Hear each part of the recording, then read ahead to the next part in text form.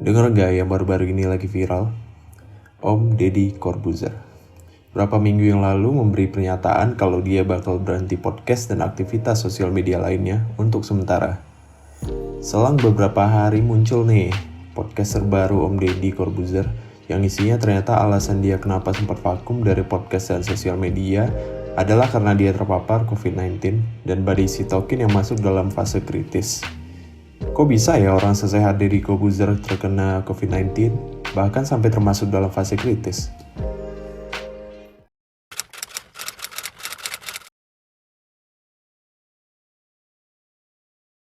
Sejak awal mulai masuknya virus COVID-19 di Indonesia, banyak bertebaran informasi-informasi mulai dari cara penanganan, cara pencegahannya, bahkan hoaks dan konspirasi-konspirasi di kalangan masyarakat.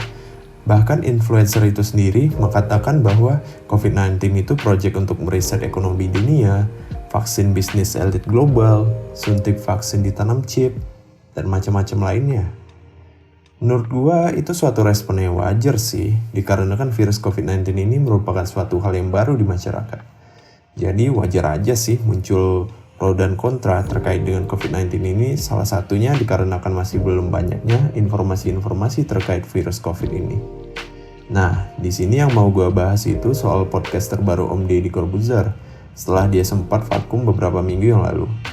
Ternyata alasan dia untuk berhenti podcast dan aktivitas sosial media lainnya dikarenakan Om Deddy Corbuzier terpapar COVID-19 dan badai sitokin yang masuk dalam fase kritis yang berdasarkan penyataannya di podcast tersebut. Nah, pertanyaannya kok bisa ya orang seperti Om Deddy Corbuzier ini yang kita kenal sebagai mas-mas fitness yang pastinya mempunyai pola hidup sehat bisa terpapar COVID-19 bahkan sampai pada tahap kritis.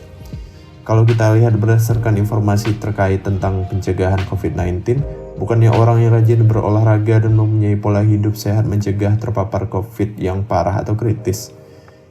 Hal serupa juga dipertanyakan oleh Om Deddy Corbuzier pada dokter yang menanganinya, yaitu Dr. Gunawan di podcast tersebut.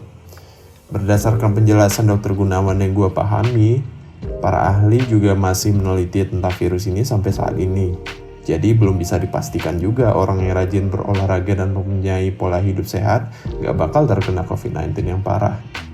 Di podcast tersebut, Om Deddy juga bertanya apakah pola hidup sehatnya selama ini membantu untuk survive dari kondisi kritisnya. Nah, Dr. Gunawan mengatakan iya, kondisi tubuh Om Deddy yang menjalani pola hidup sehat selama ini sangat berpengaruh membantunya untuk recovery. Setelah gue nyimak podcast tersebut, hal yang bisa gue pelajari sih, jadilah dokter yang menangani Om Deddy Corbuzier ketika Om Deddy terpapar COVID-19 karena berhadiah 1 unit mobil Ford. Hal yang bisa kita pelajari dari Om Deddy sih, pertama, rajin olahraga dan menjalani pola hidup sehat masih berkemungkinan terpapar COVID-19 yang parah, apalagi yang enggak rajin olahraga dan menjalani pola hidup sehat. Yang kedua, rajin olahraga dan menjalani pola hidup sehat membantu fase recovery Anda ketika terkena COVID-19 dengan kondisi yang parah. Ya, itu sih kesimpulan gua.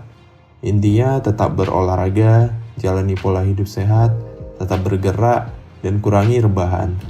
Apalagi waktu situasi PPKM gini kan, enaknya rebahan karena dikurung di rumah doang.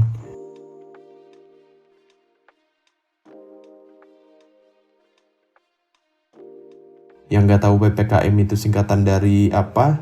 PPKM itu singkatan dari pasti periode ketiga.